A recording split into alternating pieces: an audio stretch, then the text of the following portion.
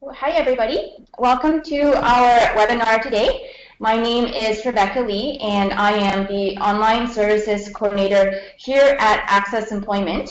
So thank you so much for joining us today. And our topic today is finding your perfect job after arriving in Canada. So my name is Vivian Lee, again, for those of you joining for the first time. And I also have two special guests here with me today as well. We have Vivian Lee, Senior Manager, Inclusive Recruitment at RBC, as well as Mohan Jayakar, Project Manager at RBC as well. So just say a warm hello to everyone. Hello. Hi, everyone. And those of you that are joining us from elsewhere in the world, we just want to extend a very warm welcome to you for logging in from many different time zones as well. This is actually the second webinar in our RBC and ACCESS Employment collaboration. And in the next few months, we'll be continuing to partner with RBC to deliver a number of job search related webinars, mainly for pre-arrival job seekers, as well as job seekers currently located across Canada. So before we go into our feature presentation, myself as well as Vivian and Mohan would like to just take some time to introduce ourselves as well. So my name is Rebecca, and I do support the online services team here at ACCESS Employment, where I've created many virtual networking events to connect job seekers nationally as well as around the world with reputable employers and newcomer professionals like yourself that have found success in Canada. Before that, I also worked as a job developer, helping 200 plus and more internationally trained, mainly finance and banking professionals relaunch their careers in the greater Toronto area as well. Prior to my career, I also worked in recruitment, business development, marketing for telecommunications, executive search, and in the consulting sector as well. And during my free time, I do love to travel, and I really enjoy trying new foods. So that's me for now. And pass it out over to Vivian. Thanks, Rebecca. Hello, everyone. My name is Vivian Lee. I'm the Senior Manager for RBC's Inclusive Recruitment team. My team actually is dedicated to helping newcomers and people from diverse communities who traditionally face employment barriers to find employment in Canada, especially in RBC. I was a newcomer myself many years ago, so as an immigrant, I totally understand the challenges and barriers that a newcomer face when it comes to looking for a job. You face all kinds of culture as well as language barriers and the networking part. So hopefully the knowledge we're able to provide today will help you in your job search. Hi, everyone. Good morning, good day, good night, whichever time zone you're in. I'm a newcomer as well to Canada. I landed in 2014. As you see on the screen, I joined RBC in 2015 as a career edge intern, and I'll speak a little more to it later. Currently, I'm working with the Program Management Center of Excellence as part of the Personal and Canadian Banking, managing multiple projects and programs. And if there's one thing that I'd like to share with you is just be focused, be adaptive, and don't lose hope. Whatever you decide to do, make sure at the end of the day it makes you happy. That's it from me for now. Rebecca, back to you. Thank you. For ACCESS Employment, those of you that are joining us for the first time, we have over 30 years of experience in providing services and programs to job seekers as well as new Canadians. We have established relationships with 2,000 plus employers across multiple sectors and industries in Canada. We also deliver a variety of sector-specific programs, communications, training, as well as mentorship programs as well. And like the webinar that you're attending today, we also deliver online services for pre-arrival job seekers approved to land in Canada, as well as newcomers that are currently located across the greater Toronto area, as well as in Canada as well. We do this by by providing employment services, linking employers to skilled people, and building strong networks in collaboration with our community partners. So RBC is Canada's largest bank and one of the largest banks in the world.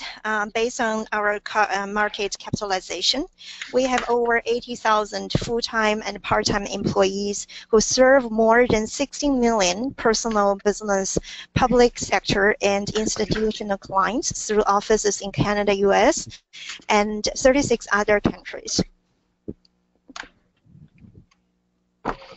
We are actually one of North America's leading diversified financial services companies and provide personal and commercial banking, wealth management, insurance, investor services, and capital markets products and services on a global basis. Innovation is core to our thinking at RBC. We're building a digitally enabled relationship bank and changing how we work. We're also collaborating with a diverse set of partners to explore new technology and investing in digital ecosystem to help drive the future prosperity and economic success of Canada. At RBC, diversity and inclusion is a key enabler in bringing to life RBC's purpose of helping clients thrive and communities prosper. We truly believe that by coming together and sharing our unique perspectives, we grow as an organization and as individuals. This helps RBC attract and retain the best talent. It also helps us better serve and meet the needs of our increasingly diverse client markets. One of our guiding principles for hiring is to hire from the community to serve the community. We help our clients in over 200 languages. Our workforce has 33% of visible minorities, and the majority of them are either first or second generation immigrants. We leverage the diversity of our workforce as an asset that is a competitive advantage in the marketplace. Immigrant employees bring with them their unique cultural acumen and international experience. This allows us to excel not only in Canada, but also in the global market. With a large representation of immigrants in our workforce, we have a strategic focus in recent years in developing our immigrant employee into senior leadership roles. We also have an employee resource group called Mosaic that helps immigrant employees build leadership skills as well as provides networking and mentoring opportunities within the organization. We also have our annual Diversity and Inclusion Festivals where employees from all backgrounds come together to celebrate our diverse cultures at RBC. Thank you, Vivian. So just for our agenda today, we're just going to be going through really quickly networking tactics as well as information interviews, interview preparation, job offers, and we will be having a session with Mohan Jayakar as well at the end of the webinar. So we're going to move on to networking. Vivian? Sure. So networking plays a very important role in job searching. A lot of jobs are found by networking. Even though all candidates need to go through the formal recruitment process by applying job online, but if you build a connection prior to applying for the job, the employer already knows your skills and capabilities, the chances of securing an interview and eventually get hired are much higher. However, networking can be stressful and intimidating to a lot of us, especially newcomers who don't have a lot of connections in Canada. So the question you might ask is, where do I start? I would advise definitely employment services such as ACCESS Employment can be a good place to start because they provide all kinds of services to help newcomer job seekers build connections and equip them with knowledge needed for job searching in Canada. Through their programs, events, and training, you get to know a lot of employers and the jobs that they're hiring. You can also participate in the mock interview mentoring events where you can access the industry experts and get their insights on your resume, your interview techniques, etc. A lot of times, you know, the connection you build through this will help you connect with your future employers and the future job opportunities. Another thing I want to mention is volunteer opportunity. Volunteering not only help you build up your resume, get to understand the Canadian workplace better, learn the workplace culture, but it also is a great opportunity to build a network within the host organization as well as your fellow volunteers. A lot of times, a volunteer opportunity will lead to a potential job connection. Another thing about volunteering is also a great way to build skills you're not confident with. For example, if you are very shy and you want to improve your communication skills, you can intentionally choose to volunteer, say, at some registration desk or reception desk, where you can repeatedly practice getting to know people and start getting the conversation started. Another very important factor of building a network is try to conduct some information interview. I believe Rebecca is going to touch on this topic much deeper, but by conducting information interviews, you can request, with employers and hiring managers, and to get to know the roles you're interested in. People are more likely to give information interviews as they don't have the pressure of offering you a job. So you get to know the organization, the roles better, and also some job insights. In addition, you also get to build your network with the person, and even if he or she might not have the job at the moment, they might connect you with someone they know who are hiring. Another advice I would give is to try to go to some conferences, seminars, and join some professional associations. They're a very important channel to network. Usually, such events allow you to access professionals who already work in the industry. You not only learn the industry trend, but also get to share your insights and impress a potential employer. Most of those kind of events are in person, but don't forget to build your online presence through discussion boards, social networking sites prior to the events. The last but not least is a community. A lot of community events are also a great opportunity to network. People usually come to the community events from similar interests and from similar background. It also is a lot easier to get the conversation started. Sometimes people might not have jobs, but they can give you a lot of job searching related information, which can also be valuable to you. The final tip I would touch on is networking is about making the conversation with people and finding a connection so that they can remember you later. It is important to find out what you have in common and chat about your experiences and backgrounds. As much as you're eager to land a job, make sure you do not make people feel uncomfortable by pressing them for a job. So just moving forward, on the topic of developing your network, your career network, I just wanted to touch upon some ideas that you can use to expand your network when you have arrived in Canada. So I just developed a matrix for you just to take a look at. So these are just some of the ideas that you could use to develop your network in Canada. So talking to former employers, past associates, business owners, accountants, even your neighbors. If you're living in a community, it's very easy just to meet some of your neighbors as well and learn what they do.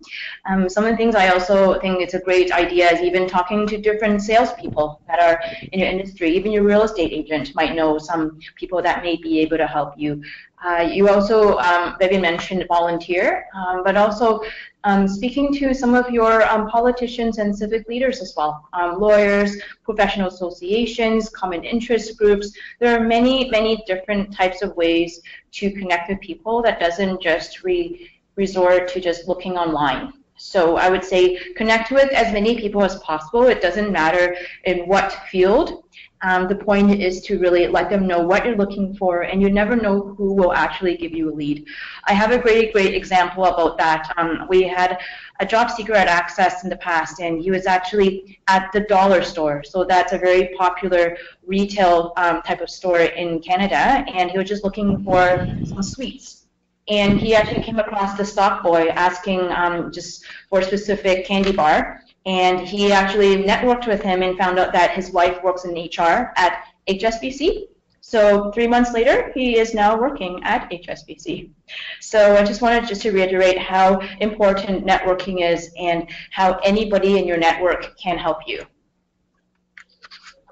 So I'm just going to go into information interviews as well. I know Vivian mentioned about touching upon this briefly as well. So information interviews, the formal title is a meeting in which a job seeker asks for career and industry advice rather than employment. So you might ask, what's the point of that?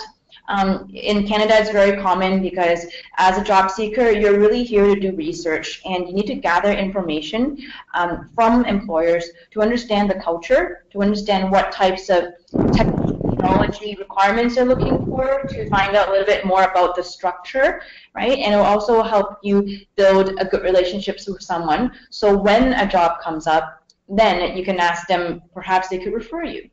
So this is something for you to do if you're here in Canada already, to start booking information interviews before you get a real interview, because this will really help you practice your skills when a real job interview comes about. So the first thing, we mentioned that already, is to activate your network. Looking at people that you know professionally, explaining what you're looking for, asking for suggestions and contacts. Number 2 is preparing with research about the industry and the individual as well. The third one would be setting up the interview. So here's just a sample script. I'm not going to go over it in great detail, but you can create sample scripts. You can look up on Google sample information interview request scripts. We have a lot of those types of resources on our ACCESS Employment Job Search Center as well, which I'll mention later on in the webinar. The point of a sample script is when you're writing to somebody, just make sure you don't have any spelling mistakes, and you're also not being aggressive, like Vivian mentioned. So if you're looking to meet someone, give them a choice as well for coffee or a lunch or on the phone. So give them some choice because it is their time that you are taking. And in terms of preparing questions, you also want to come with a list of at least 5 to 10 questions to ask them. So ask very good questions, but some of the questions may involve, how did you get into this field? Canadians love talking about themselves.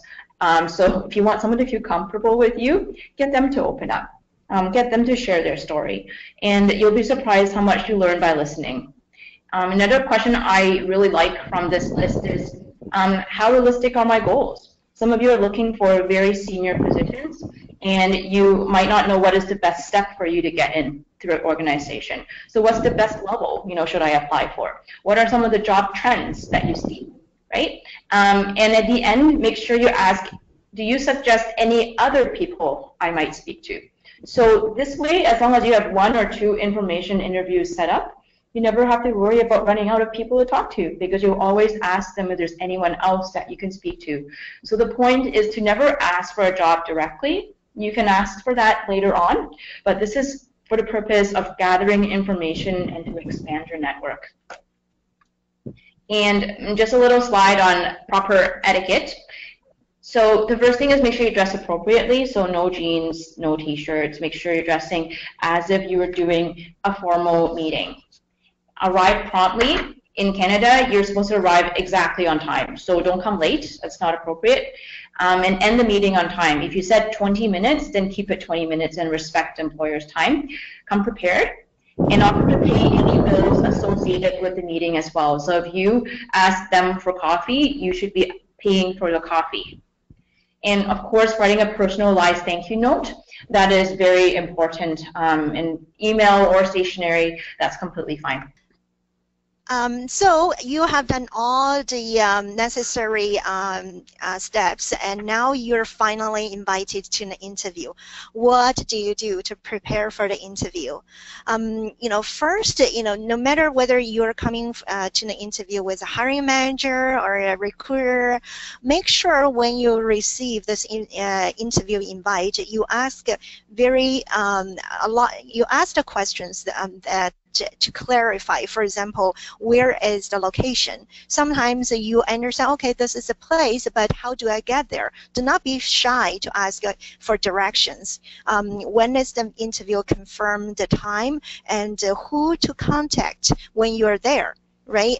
Sometimes when the interview is set up, they might not provide you both email and the phone number. Make sure that you ask for a contact phone number, even second contact phone number in case the first one doesn't work, you cannot reach the person. So make sure you ask all those questions prior to preparing for an interview. I had an experience where I was invited to an interview and it's at a certain building, but the hiring manager forgot to put in whether it's the South Tower or the North Tower. So we clarify those logistic information as much as possible, and that will de-stress you. And make sure you ask for the dress code. Sometimes the companies say, oh, it's in a very casual environment. You don't have to wear suits. Sometimes it's they would say preferred dress code would be formal suits, etc.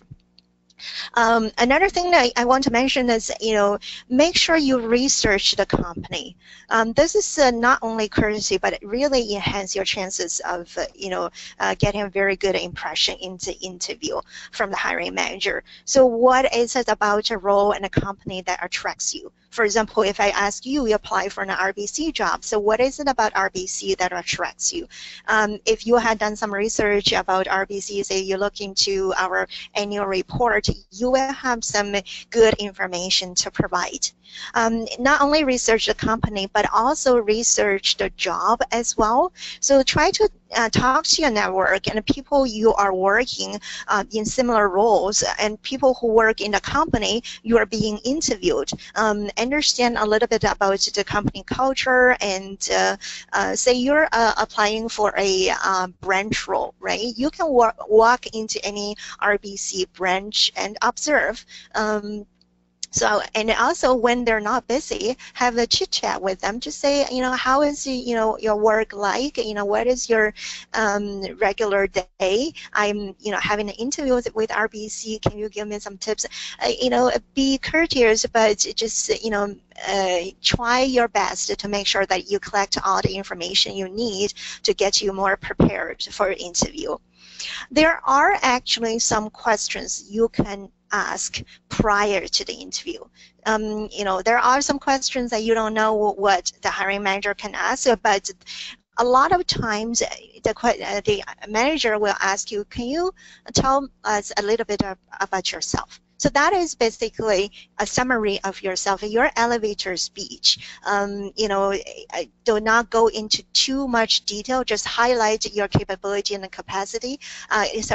Capability and experiences. And they might also ask you what makes you the best candidate, a good candidate for the role. So you might be able to answer the two questions with one answer, right? Just highlight your experiences. You don't have to go into a lot of detail because they will ask you details later on. Try to make it concise and highlight your experience and capabilities. So based on the job description and the competency required, prepare some examples that will help you demonstrate how you did it, what you did, and how you did it. Another thing is that there are a lot of behavior interview questions that are, you can expect in the majority of the interviews, which means you can actually prepare prior to the interviews. Some common themes that hiring manager would touch on would be time management. So how do you set your priorities? How do you work in a team?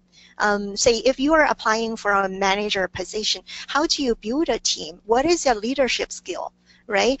And a lot of times they would ask the change management. So those behavior interview questions are are all available online. You can do your research and try to prepare some answers. A few examples I can provide is, tell me about a time when you disagree with a co-worker and how you resolved the disagreement. This, speaks to the teamwork and the conflict resolution. Describe a time when collaborating with others yielded to exceptional results. So what role did you have and what was the result? Tell me about a time when you were working on a project that completely changed in the priority or direction. This, you can speak to your change management and setting the ability to set priorities. Walk me through a time you actually sought out different perspectives to help solve an important business issue. So this would be your leadership demonstration. So another thing is, if you have someone that you can practice with and you have enough prep time, it's also a good idea to do a mock interview. It will not only help you better prepare your answers, but it will boost your confidence immensely. You can also ask the mock interviewer to give you some body language feedback, which you don't usually get from practicing yourself. Last but not least, one thing I cannot stress enough before the interview is, instead of spending too much time preparing for the interview, spend time mentally preparing yourself for the interview. This means allow yourself enough time to rest. Do not overthink and don't stress yourself out. Think from the perspective of creating a positive experience for yourself. Be prepared to showcase your best and also be prepared for a great learning experience. So next piece is this. You're actually conducting, you're invited and you're here for the interview. Where do you start? The speaking points I want to touch on today has a lot to do. They have a lot to do with newcomers and immigrants. There are a lot of interview tips, but I want to focus on the challenges newcomer specifically face when they have the interview in Canada. I want to highlight the interview involves both verbal and nonverbal communications. A lot of times we only pay attention to interview questions but forgot nonverbal communication that also play an important role in successful interview. There are a few things I want to highlight here. One is eye contact. In Canada, eye contact is a sign of honesty and confidence. I know it can be an adjustment for people from some cultures, and it might take time to adjust, but try your best to maintain eye contact with the interviewer throughout the interview. Also, if you're invited to a panel interview, make sure that you have eye contact with all the panel members, instead of focusing on only one that you are more comfortable with, or the one that you think might be the key decision maker. Everyone's opinion counts in a panel interview, so if you only give your attention to one person, it might be seen as a sign of disrespect to others, even though you might not be intentionally doing so. Another thing I want to highlight is listen. Instead of jumping in to present yourself and answering questions, make sure that you listen to what hiring managers are asking and make sure that you understand their questions perfectly before answering them. Sometimes it's not the skills and experience, but you not being able to listen that make you fail in the interview. Candidates usually prepare the interview from their own experience and perspective. But keep in mind that hiring manager have invited other candidates to the interview as well. So if others have made it to the interview stage, most likely they all have the qualifications needed for the job. So the key to a successful interview is not only about what you have done and are capable of, but also make sure you what makes you stand out. What is your value proposition to convince the hiring manager that you are the best candidate? You want to convince them that not only you can do a great job, but you can help the team excel, solve the issues and challenges the hiring manager is currently facing. A lot of time, a positive can-do attitude can also make you stand out from the crowd.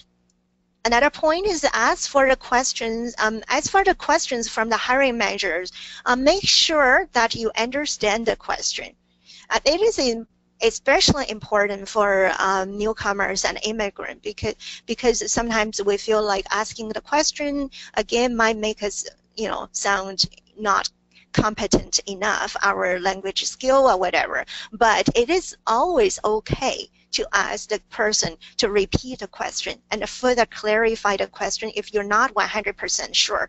You can also try to paraphrase the question and validate with the hiring manager to make sure that you're answering what they are looking for.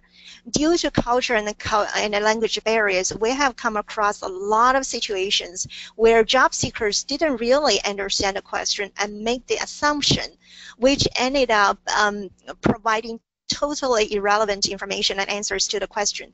This not only leaves the hiring manager in the dark, but also impacts your own confidence for the rest of the interview. You might be frustrated with yourself and get more nervous, etc.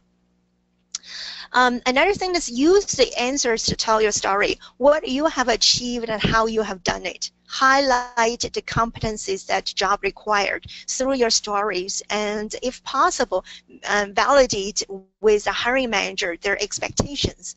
The interview does not have to be one way. If possible, establish a natural communication flow to allow the hiring manager to understand your communication style better. You can be back and forth, you can ask the question to the hiring manager and they ask you a follow-up question, so make sure it's a comfortable communication.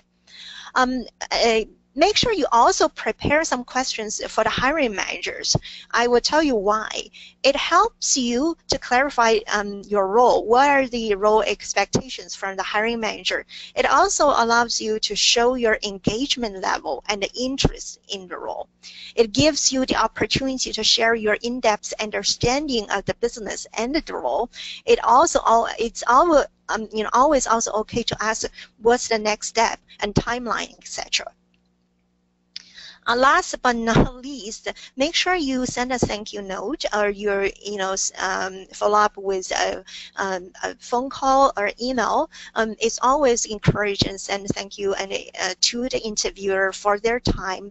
It is also a great opportunity through this thank you note that to confirm your interest for the role. And if you feel you have any information to add after the interview, you can include as well. Consider you have conducted a very successful interview, and the hiring managers are very happy. Now you are invited, they're providing an offer basically. Usually the offer, I think Rebecca's going to touch on a little bit. I have put the example of RBC special offer, the specific example as a part of our offer letter. But as for, because the last time when we conducted the webinar, we were asked a lot of questions about the different checks. We conduct background checks before we provide the formal offer. So the offer is always on the successful completion of background check. Usually the background check had a few parts. One is the criminal record. Basically, you need to check. You need to pass the criminal record check. Education. We do validate the education you provided in your resume. Employment verification. This is something that we get asked a lot. So we usually confirm the dates, the title, and the reason for leaving only. For newcomers to Canada, we would ask for the documentation to validate their overseas employment. Verification is confirming the accuracy of the information that has provided by the applicant, either in the application form, resume, or verbally about such factual matters as service days, job title, salary, etc. We get asked a lot about the reference checks. So reference checks are actually at the discretion of hiring manager, and it is a hiring manager's responsibility ability to complete. In other words, it's optional. It really depends on the hiring manager's decision. It gathers qualitative information about applicants' performance, skills, weakness, and similar matters. The last point I want to touch on is the credit check. It's important to clarify that we are not, reviewing someone's credit rating unless they are being hired for a role where licensing is required. When we review credit, we are looking for only fraud-related messaging. So if someone has limited or no credit history, like a new immigrant to Canada, nothing will show when we pull a TransUnion report. So all we do is validate with the candidate that they in fact don't have any credit history. So in terms of things to review in an offer, we're just going to go through this very quickly. But in terms of looking at your actual offer itself, just make sure that you look at your probation time frame. So in Canada, it could be 3 months, it could be 6 months. So just make sure that that's clear on your offer. Also, you can also take a look at your resignation policy as well. For example, it might need to give 2 weeks notice if you need to end your contract or your permanent role. Also look at your bonus structure as well. Usually on offers you'll see a set base and you may say 5% bonus on top of that. So just FYI, if that was something that was communicated to you, to make sure that's there. There also may be a performance review time frame as well. So sometimes in the offer letter they may mention that there may be further negotiations for your salary during the performance review, which is 6 months later. So just make sure you clarify that with your employer if that is on your offer. And of course, benefits as well, and also it will indicate when they will start. Sometimes benefits start right away, sometimes they start after you actually pass your probation. Also make sure you take a look at your job title as well and make sure that is correct, and of course your base salary. And these are just some of the major components of a job offer. This is by no means the only components of the job offer, and not all job offers contain all of these components. So some of these things, like I mentioned already, base salary, bonus, you may also looking at vacation as well. Vacation in Canada, you could potentially have 2 or 3 weeks. If you're looking at senior positions, it may be up to 4 weeks as well, but it really depends on your employer. Another thing I also want to point out as well is also professional organization memberships as well. In some organizations, they may also mention that they may assist you in getting your CPA credentials or something like that. So just make sure to clarify those things. And in terms of equipment, you may be provided a sales phone specifically, or maybe relational expenses if you're in relationship management and all that. So I'm just going to move on to the next slide just for the interest of time. And in terms of managing rejection and frustration during your job search, I just wanted to I just really want to stress what Vivian mentioned. Resting and making sure that you're taking care of yourself is not just related to interviews, but it's also during your job search as well. So make sure that you rest well, eat well, exercise well, and don't just sit behind your computer all day. It's very, it can get depressing if you're not getting any calls, and you want to make sure you have a positive mindset. And next thing is also make sure you stay active as well. Like Vivian mentioned as well, volunteering really helps you improve your language skills, your soft skills, meeting friends, and also attending networking events and joining special interest groups. These all really help you stay active and motivated. And of course, don't take it personally and don't be so hard on yourself. If you do get declined, just remember that it may not be just one thing. There are many circumstances that may have come to that. So you just don't want to take it so personally and just keep moving on to the next interview. And of course, it takes time to secure a great job. And it's not very likely that if you send your first application when you arrive in Canada, that you will get a job. So you also want to make sure that you manage your expectations as well. And just don't be so hard on yourself, right? Sure. Thanks, Rebecca. So Mohan, I understand that you came to Canada from India. So can you tell us a little bit information about what was your work experience in India? Most certainly, Vivian. But before I actually get into that, I just wanted to say a big congratulations to both of you, Vivian and Rebecca. I think this is a phenomenal avenue where newcomers have an opportunity to actually interact with you and get to understand firsthand what the employer is expecting and what an organization like ACCESS or Career Edge, which provides that platform to those newcomers, can help them achieve their goals. So that being said, a little about my background. In India, I was working with organizations like IBM and Capgemini, which was the latest one that I moved from. My role included a little bit of people management, where I was responsible for a team of 50 professionals who were direct reports.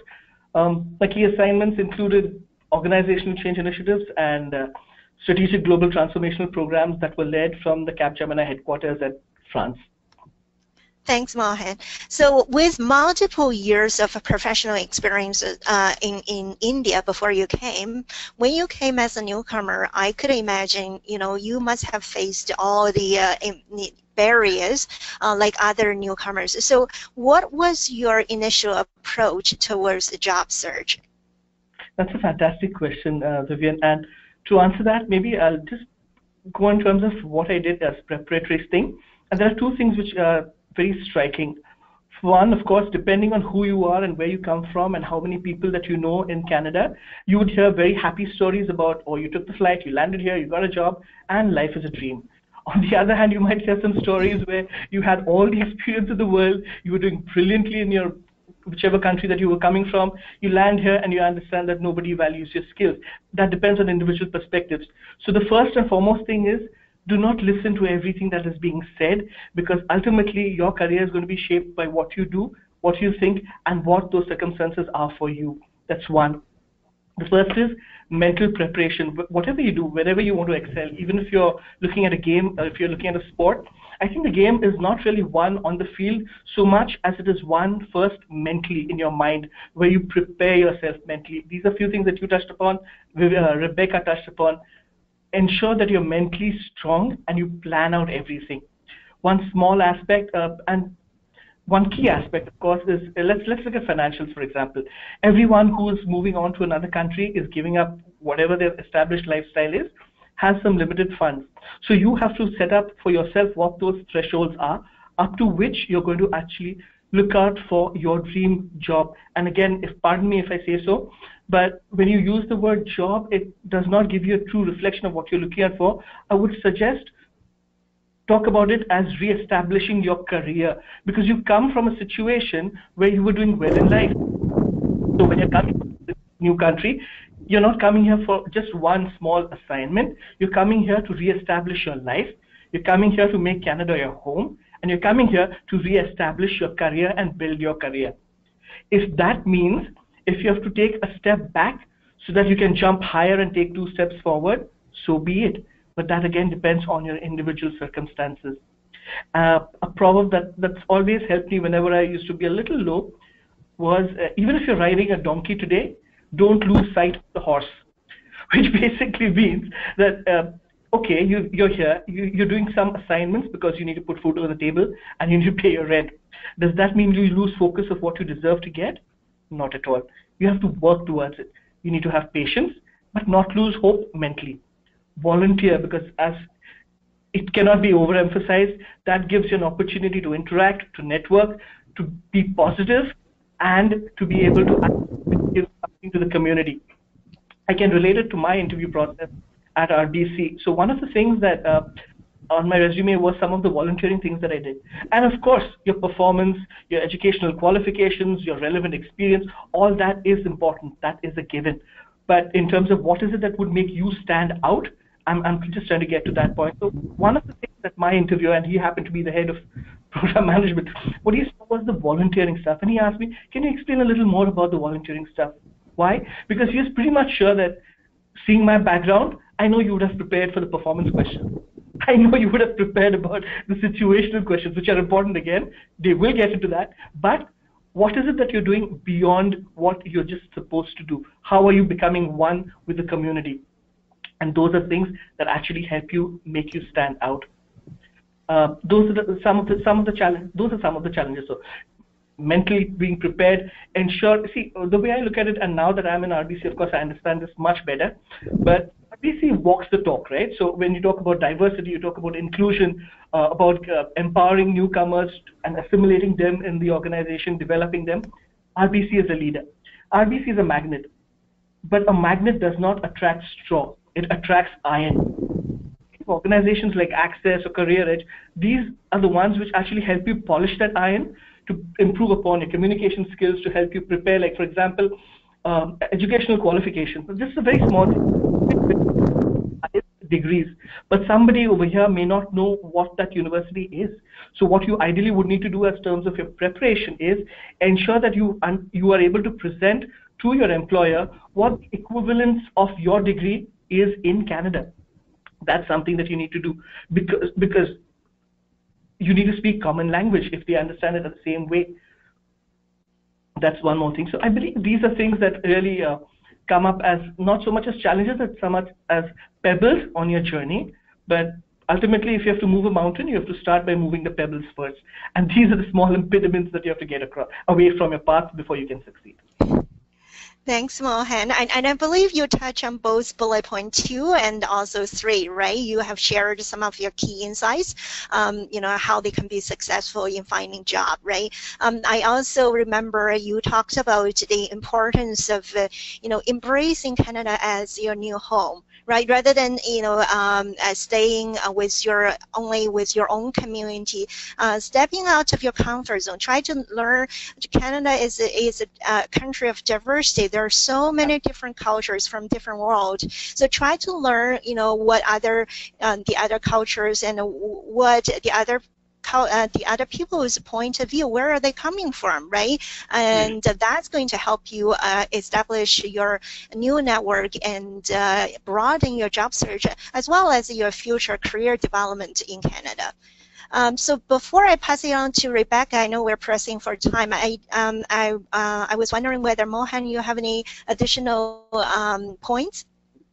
Just one comment that I'd like to make, and exactly what you spoke about. Look at it not as a job, look at it as re-establishing a career. Remember, you're being hired not just for your qualifications and your technical skills, but because of the behaviors and the attitudes that you bring, and how very well integrated you can be with the culture of the organization. So keep those in mind, be positive, and success will be yours. It's not if, it's just about when. Thank you. Thank you, Mohan. And just in closing, I know that there were some questions just regarding resources as well, in terms of preparing for information, interviews, job offers, and all that. So please do feel free to visit our online job search center at ACCESS. So that's jobcenter.accessemployment.org. And I'll be also sharing this link after our webinar as well to all of you. And lastly, please do stay in touch. So we do post all of our events on Twitter, LinkedIn, and Facebook as well. And Vivian, maybe you can talk a little bit about RBC as well. Yeah, for sure. So, you know, please feel free to visit our job site, jobs.rbc.com. And also, please, we do invite you to visit our newcomers site from the finance perspective, from the business perspective. We have a very good newcomer advantage product and a service bundle just designed for newcomers to help you settle quickly and easily. The package features special offers. You know, it will be a great way to help start banking in Canada. So with that being said, I just want to thank you all for your participation, and thanks again, Vivian and Mohan, for taking your time.